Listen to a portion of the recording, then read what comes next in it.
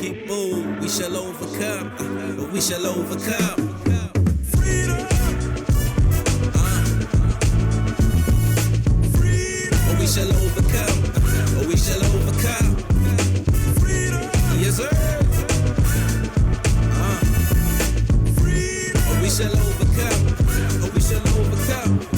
Every day we getting gunned down, and it's so profound. And we the main ones that are killing, the major letdown. We used to play the back of the bus, we up front now. Now we play the back of the bus, cause it's cool now. Whatever happened to respecting what we fighting for? If right is wrong and what is right ain't even right no more. Your right hand, pump your fist in the air. Take $1 million to hold us back, but there's only one black there. Stand firm, all black, you gon' fall for it. Mind people get killed, no cause for it. And then they wonder why we search for the truth, cause we realize that we been living a lie, and it's affecting our youth. They snatch proof like they pulling a tooth and fill it in before we get to the roots. And they be striking a nerve, and they don't care how much they get on our nerves. To learn the truth we just don't deserve, really? Freedom. We shall overcome, we shall overcome. Operations. The Atlanta NACP has been fielding calls for several years from Black McDonald's operators talking about troops that they've received from the policies of Black McDonald's Corporation. The first Black McDonald's operator was sort of an accident. It was not that they extended their operation, extended the effort to hit Black McDonald's, but it was a device action to protect the franchise that they already had. Hostile to the business. And that is much like that is in the history of McDonald's. We accept Black McDonald's operators only because we had to and because they needed to. It's time for a change. America must change. The Atlanta NACP has been out front of all of these issues. We want America to repudiate racism. It's not enough to say, well, we have a black here, we have a black there. If you see racism, if you know it's in your policies, you know it's in your practices, if you don't make a concerted effort to root out these practices and policies that continue to stifle economic progress within the black community, you are racist too. Georgia is a hotbed of action right now, from voter suppression to lack of job opportunities. All facets of American life is affected by these policies, affected by Coca-Cola and Delta, and all people are allowed to exist without speaking out against it. This is an effort here I think is well overdue. The Atlanta NACP is squarely behind the Black McDonald's former operators and operators who have brought this suit, and we believe that justice should prevail, and we need to stand with them as they seek to obtain justice and obtain a change for the better for all Americans, black and brown, from coast to coast, top to bottom. My name is Wallace Bradley. I'm the president and the urban translator of United Peace, Inc. I want to say this publicly to the president of the NAACP here in Atlanta. What you just shared with the viewing audience is the importance of us as a people coming together. Georgia may be a hotbed, but it's a hotbed against systemic racism. And when you let the world know that the problem that you have with Coca-Cola, we got with Coca-Cola, because Coca-Cola is being sold by McDonald's. You know what I mean? And when you lay the historical significance about the voting piece that y'all fighting, we all glad to be standing here in Georgia to let them know the George Floyd movement, Black Lives Matter movement, the movement against the suppression of voting, the movement Don't Be McFooled. We all come together, America, especially for Black America, to understand that where there's people, there's power. And we got to stand together. I just want to say, because I know you're about to rush off to another protest, because Georgia is wide. And there's everything that happened right for us as a people. It came from the South. And I'm a city boy telling you that. Thank you, man. Appreciate you. Thank you very much. God bless you. Absolutely. I'm about to introduce to you one of the Bird brothers, and that's Brother James Bird. Before I really knew their first names, I used to say the first Bird and then the second Bird. But now I got wisdom, knowledge, and understanding of the difference in the Bird brothers. So I'm going to introduce you now to Brother James Bird, and he's going to be able to tell you why we say don't be McFooled. Good morning. My name is Jim Bird. I am from Memphis, Tennessee, and I am honored to be here to support United in Peace's efforts. And it's very humbling to even have to speak about the issues at hand. But the main thing I want to leave you with today is there's a discrepancy in our midst. If you are a McDonald's operator and you happen to be white, you got $2.9 million in sales. And if you're black, it's $2 million in sales. So that discrepancy is quite disturbing, and we're trying to figure out why. And we're trying to figure out why in 2021 that there's still a discrepancy and we're still trying to just be equal. If not now, when? When I watched George Floyd, when I watched his life perish, what I thought was 8 minutes and some seconds, and now I know it's 9 minutes and 26 seconds. It's the most humbling thing that I've experienced in my lifetime. And I had a chance to go to a march in Memphis, Black Lives Matter march, over that issue. And when I looked around, there were a lot of wonderful people out, all diverse, just folks full of emotion and passion and wanting to do good. And I looked around, there weren't a lot of old heads like me. There were, I call us old heads because we're a little older, my brother and I, and it's a term of endearment, it's nothing negative. and after that, we were out in Louisville, Kentucky. Breonna Taylor had been murdered, same thing. And people gathered, passion, diverse, ages. Again, my brother and I are the oldest heads out there. And so we started to think about McDonald's, and there were two executives, two ladies, dynamic ladies. They filed a lawsuit. That lawsuit identified a lot of internal documents and solidified a lot of things that we had been thinking might be the case, but in fact, with the filing, became the case. If not now, when? At one point, there were 377 black operators, and now there's 180, less than 180. Again, a drop. That's not good. At one point, there were 47 black executives within the McDonald's Corporation. That went down to 7. So everything that black folks started to have was curving in a negative trend, and we just couldn't stand for it anymore. You start thinking about, if not us, who? And because of that, my brother and I decided that we were going to take a stand, and we did file a class action lawsuit on behalf of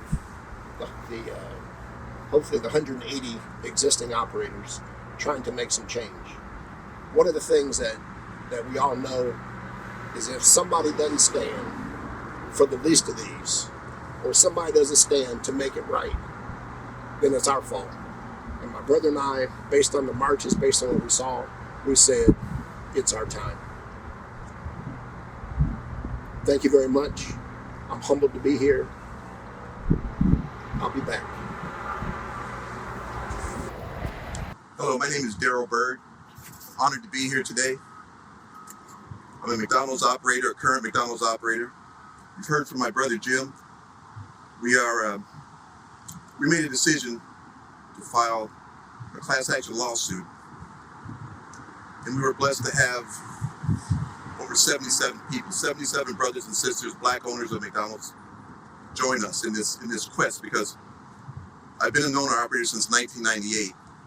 A very, very proud owner-operator. It was one of the greatest moments of my life to become a McDonald's owner-operator. I believed in a dream. I did the things you're supposed to do. You work hard. You stay in your stores. You motivate people. You encourage people. And you do everything you can to be a good McDonald's man, a good McDonald's ambassador, to help build that brand, to help build that equity, to let people know that we are McDonald's. As a black owner-operator, I believe that I would have the exact same opportunities as my white operator friends. I've got friends across the spectrum, Hispanic, female, all within the McDonald's system. But when I looked around, after learning about who we call the whistleblowers, the McDonald's executives who outlined the detailed, very damaging, extremely hurtful policies and practices that had been taking place aimed at operators that look like me, those of us that are darker than blue, those that we call the black operators at McDonald's. And we began to look at some things such as disparities in cash flow, the amount of money that you actually generate from the store. And as a black McDonald's operator, in my field office, my region, which is the Nashville area, we have the lowest cash flow in the country in terms of African American operators. We have the largest cash flow gap of $140,000 per store. I have 2 stores, so that means right out of the gate, I'm behind $280,000. Most of that is because the rent that I pay is much higher than my white McDonald's operators. So I'm on a quest to find out, why are the black operators charged a higher fee to be in the exact same business? It's a trickle-down effect when that happens. Not only are you lacking on cash flow, but you're also lacking on opportunities for your people, your employees, your managers. They're lacking on opportunities to take care of their families, their children, their communities. And it all comes from that building, that McDonald's, that structure, that infrastructure. We put our hearts and souls into it. We've been quiet, but we're just saying now that we want to be equal. We're not asking for anything more, not even that. It's as simple as we just want the equal opportunities to be here. I just don't think it's right that a Caucasian owner-operator would have $2.9 million in cash flow, in sales, and a black operator has 2. There's just no balance there. So we are in the business now of trying to achieve balance and parity and equality, economic opportunities for our stores, economic opportunities for our people, our communities. And we just want to be treated equal. The facts are for themselves. We just want equal treatment. We don't want to damage the brand. That's not what we're here to do. We're here to enlighten people about what's going on, because once you realize that people are being treated unfair in America, and this is the land of the free and the home of the brave, where dreams come true, well, my dream has essentially been a nightmare. And not only mine, but many black operators are living a nightmare. So we're pulling the sheet off, literally pulling these sheets off, and we're telling the truth about what is going on in America as it relates to opportunities and fairness for the black McDonald's operators in America. The black McDonald's operators in America.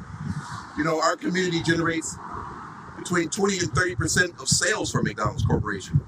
Though we're 14% of the population, we over-index. We are faithful. We have shown that we believe in McDonald's, but I feel that perhaps right now McDonald's is not believing in me, but we do have plans to make that better. Thank you very much for your time. I thank the city of Atlanta. I thank Black America. I'm asking all of my fraternity brothers to Kappa Alpha Psi to join me, to join us on this quest, all Greek letter organizations, all organizations in the black community, the black churches, everyone. We must join together, because this is the beginning of economic empowerment for black people in America. Thank you. One of the principles that I heard early on as a member of the National Black McDonald Operator Association, there's a brother by the name of Reggie Webb, who is very dear to my heart and was a dynamic leader. But Reggie always said, we don't want to hurt the goose that laid the golden eggs. We just want some more of those eggs. We don't want to hurt the goose, just some more eggs. And I didn't end my statement the way I would like to, but I want folks to know that if not now, when? is what I will stand for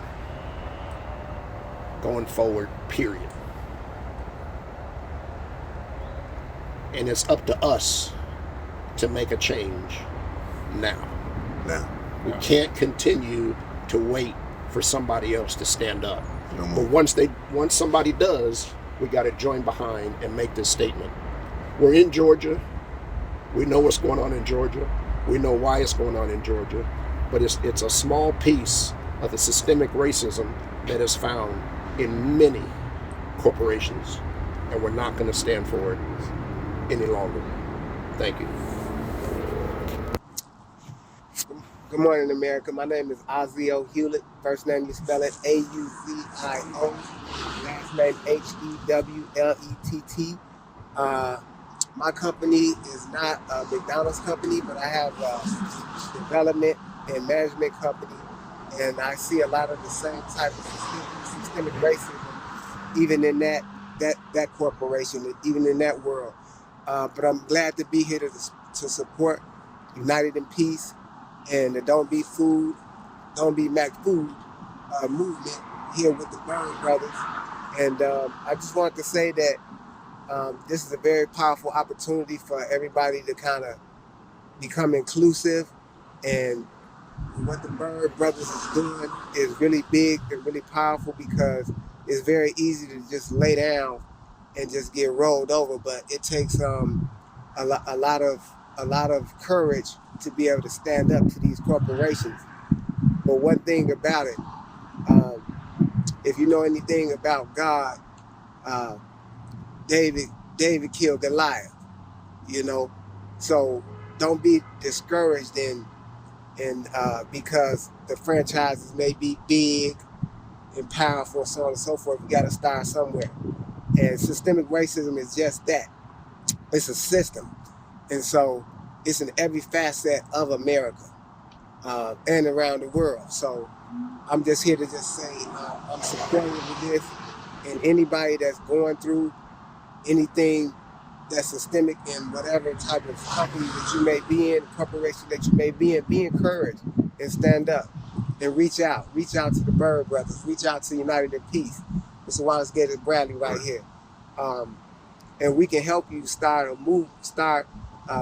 bringing, shedding some light and pulling off the white sheet in terms of the systemic racism that you may be experiencing. I have here with me today my operation manager, Mr. Dareva Dawson, and we see all the time, even in the work that we do, because we do all type of work dealing with commercial and residential properties, and a lot of times we deal with insurance companies where we helping homeowners kind of cash in on some damage that may be done to their house. But you see the racism in it when there's a Caucasian adjuster may come out to a black community. You see it in the fact that they may not want to approve the damage, but then when I meet up with another representative that may come out from the insurance company and they have my same color, there's no problem. It gets approved because the damage is there. So that's just an example that I kind of wanted to share, and I appreciate the Byrd brothers allowing me to participate with them. And so yeah, that's what we got going on. God bless you, and like I say, everybody stand up and fight. We're here today in front of McDonald's Atlanta Regional Headquarters at 1 Glen Lake Parkway, and we're saying to the world in Atlanta, don't be McFooled. McDonald's has financially engineered a system to eradicate the black McDonald's operators, and so we're here today to tell people about how they're doing that. And they're doing that through finance and management. And so in 1998, McDonald's had a high of 377 black franchisees, and today is less than 180. So where has that number gone, and how do we get that number back? One of the ways that we propose to McDonald's is to get that number back is to create a black franchise fund, and with a minimum capitalization of $500 million to $1 billion. McDonald's is sitting on the, they're printing money from the black community. 30% of McDonald's gross sales comes from the black community, but it's not being distributed equally across all their verticals, from franchisees to employees to philanthropic to marketing and advertising. McDonald's is masterfully crafted a way to erode the black-owned radio stations through a partnership they started back in June with iHeartMedia, one of the largest radio companies in the country. It's called Black Information News, BIN. And so what they do is they take the money that they normally would have had to spend with the black-owned radio stations, and now they get to keep it in-house through this partnership that they formed with iHeartMedia. So that's another way of McDonald's systematically, eroding black ownership. So I'm saying to McDonald's is we ain't McFooled no more. In the across the HBCUs, McDonald's haven't been fair and equitable either. We have 100 HBCUs across this country, and McDonald's has systematically erased the executive position, 42 executive positions that were created during the Don Thompson administration, the black CEO of McDonald's. Don was fired in the first quarter of 2015. They brought in Steve Easterbrook from across the pond in London. And so during Steve Easterbrook's almost 5 years as CEO, he erased that number down to 7. And so we're saying that if you're truly, about HBCUs as you claim, then why haven't you cultivated the talent in the HBCUs and restored that number back to the high of 42, and then bring it even higher, bring it on par with the 30% of the gross sales that come from the black community. McDonald's has a market cap today of probably about $170 billion.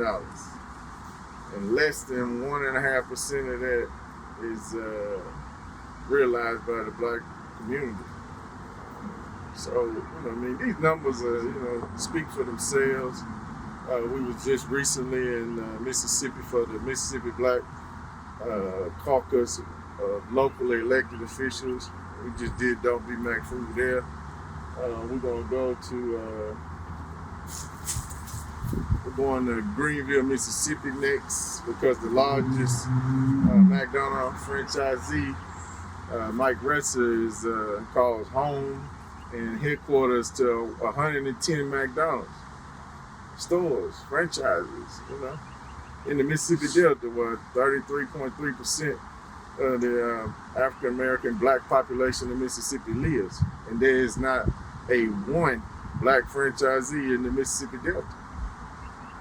So, we're going to kick off this 100 HBCU campaign at Tennessee State University, Fisk University, Meharry Medical College, and American Baptist College in Nashville, Tennessee, because it's in Nashville where the Byrd brothers are members of that co-op in Nashville that they had the highest cash flow gap in the McDonald's system, $140,000 per stores, right?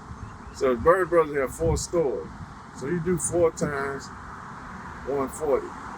That's $560,000 a year that they don't have. Okay?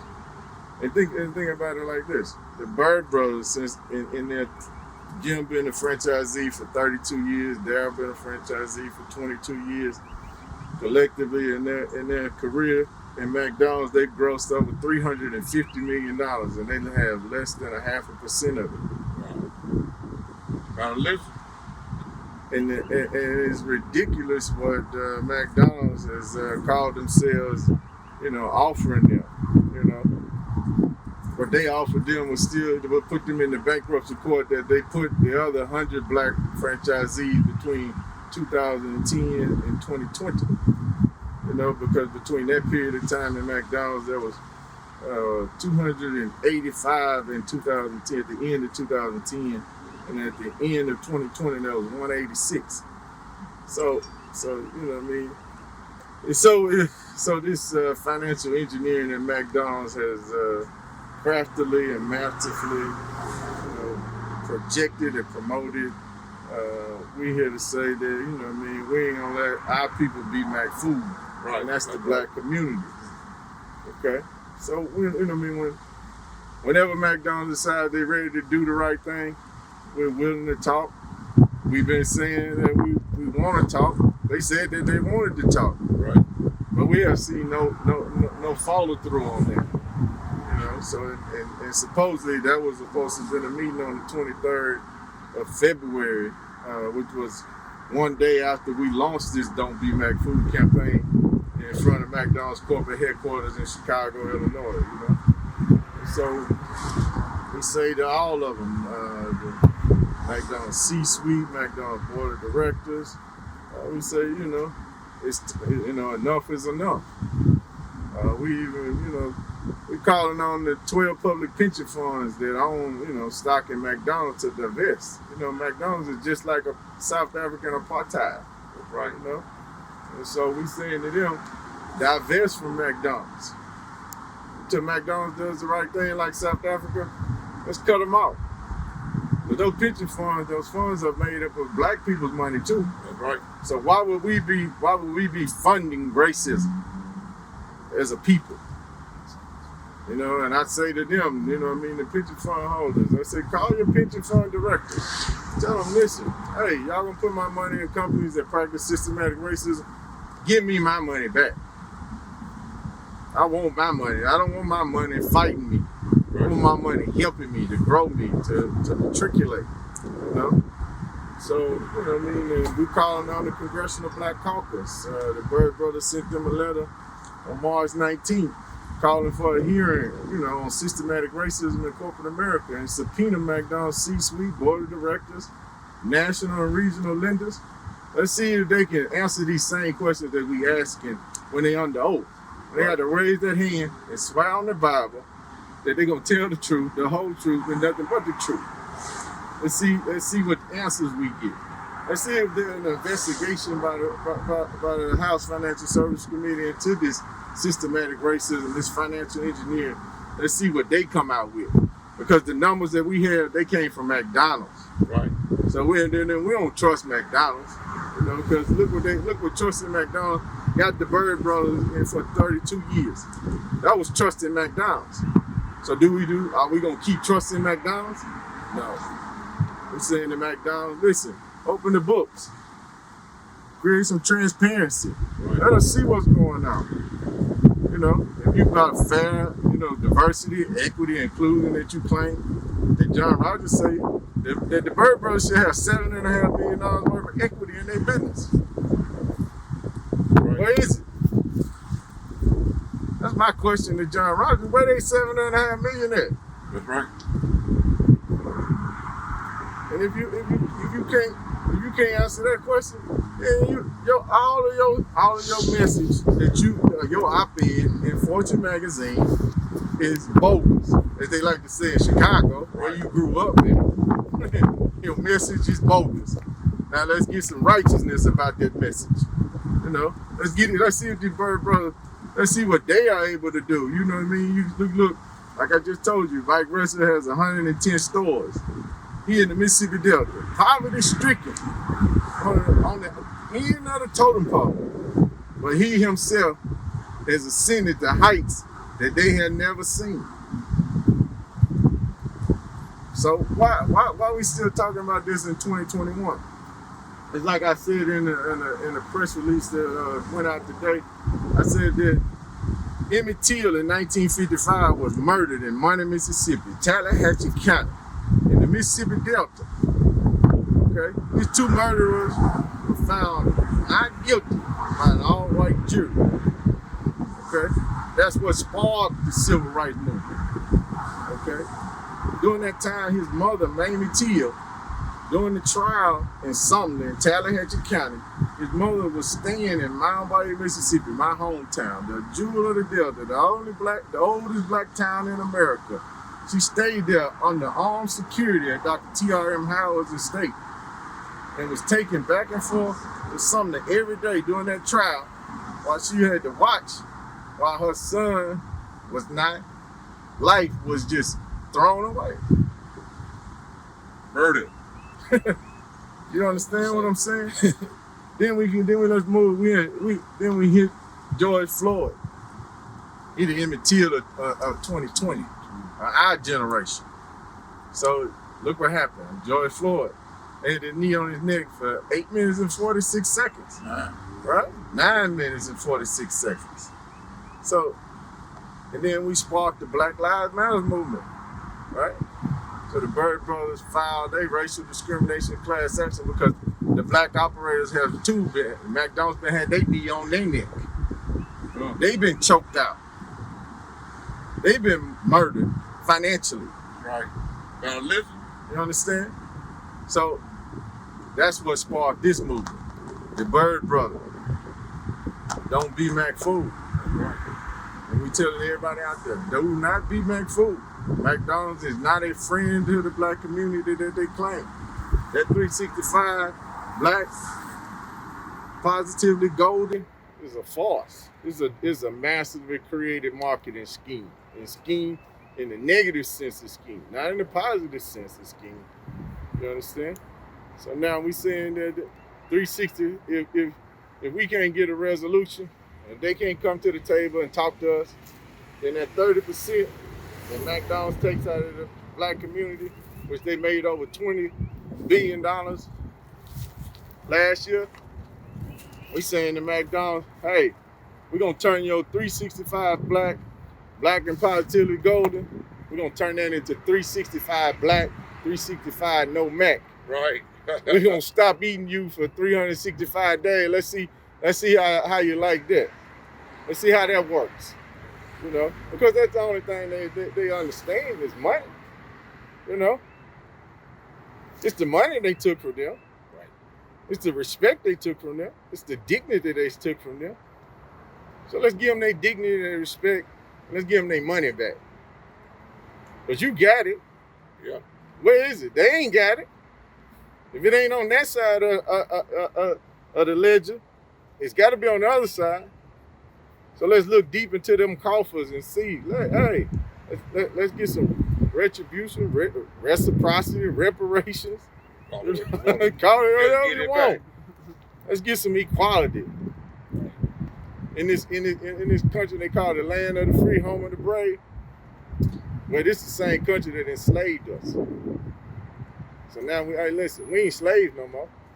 And that sharecropping deal that y'all got called the franchise agreement, yeah, we're gonna kick that under the rug. We're gonna start all over again. Right. You know, we wanna go to the Federal Trade Commission, talk about changing these franchising laws. We wanna talk to the National Labor Review Board about that the way McDonald's massively crafted and got the joint employer ruling changed from 2015 and 2019.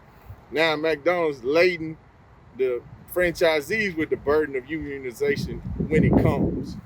So now McDonald's has went to an asset light model, which the franchisees represent 95% of the stores at McDonald's. McDonald's only has 5% exposure to a unit.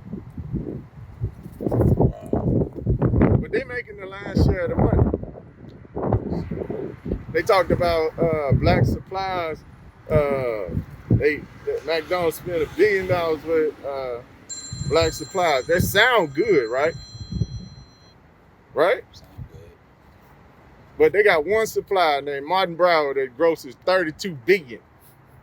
And you talking about all the black suppliers that McDonald's has in their system, you're talking $1 billion. We can talk about one supplier that does $32 billion. Oh, wow. Wow. Now listen. Come on now. Numbers don't lie. Hey, that's what I'm telling you. Like, listen. Let's get, like brother Gator say, they got to let's get right. Let's get right or be gone. Or be gone. Get right. Or be gone. Or be gone. So we trying to make Chris K hold up to that that statement he made on CNBC, Mad Money with Jim Cramer, that McDonald's has made more black millionaires than any company on the planet. I got two hopeful thousandaires behind me, but I'm waiting on. Listen, let's see if you can make them some billionaires. Right? You say you done made more millionaires than any other company on the planet, right? Let's see. Let's try to make it right with them 77 that you put out of business that ain't millionaires. I'm sorry. I don't mean to cut you, and I don't mean to jump in. But McDonald's said that they made more black millionaires than any other business. Company on the planet Earth. So that trumps the NBA, the NFL, the NBL. I'm just asking. I'm sorry. I didn't mean to cut in. I was just asking. What it shows, That's the arrogance. that's why we say don't be McFooled. Don't be McFooled. I was just, I was just. You say that, I'm thinking about. Oh, the NFL. We just started with the NBA. Yeah, they've been in business at least over 60, 70 years. NFL. So that hit your mind. Amen. I'm sure it hit many other people out there in the world's mind. Because Right. McDonald's is a global company. Oh, I know. I've seen them all overseas. Yeah, they everywhere. Wow. Amen. That's a good question. I ain't seen no black franchise owners overseas though. No. Just Hey man, if you ain't seeing them in the Mississippi Delta, you had to go overseas. Listen, you ain't gotta go overseas. I'm talking In about the Mississippi Delta. you can go 6 hours to the Mississippi Delta from Atlanta, Georgia. 6 hours. You go there. You won't find not one black McDonald's franchisee in all of the Mississippi Delta.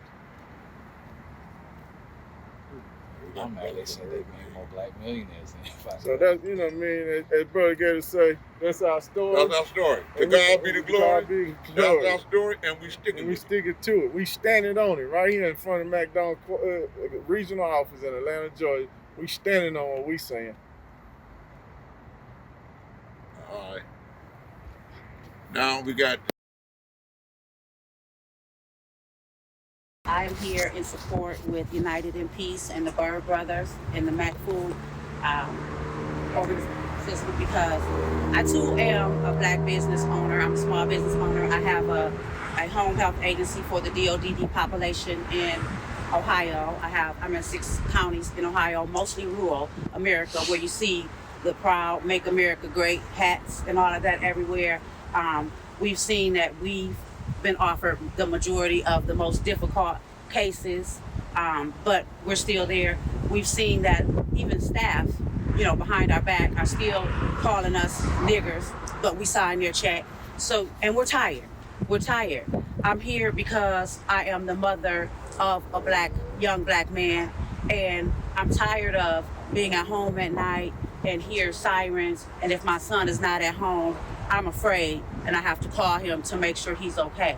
I'm tired that I have to talk to my young nephews about how to talk and act when they're around the police, if they get pulled over or if the police stop them. I'm tired of my nephew, who's a young black business owner as well, because he's successful and he drives a nice car. Whenever he gets pulled over, they want to search his car. They want to ask him, how can he drive a car like this? I'm tired.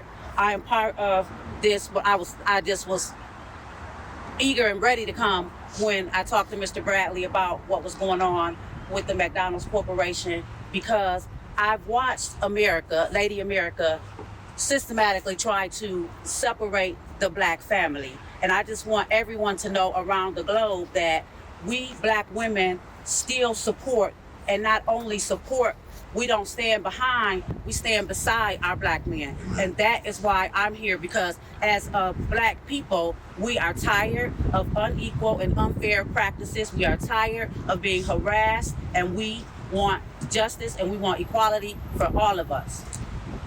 Morning. My name is John Moye, Director of Policy and Legislative Affairs for the Urban League of Greater Atlanta. And today we call on our good corporate citizens here in Georgia, particularly the McDonald's Corporation, to take a principled position on what we believe undermines our republic. We must protect the vote at all costs. And so we stand here today with our fellow citizens, asking the McDonald's Corporation to take a principled position and to issue a strong statement against House Bill 202.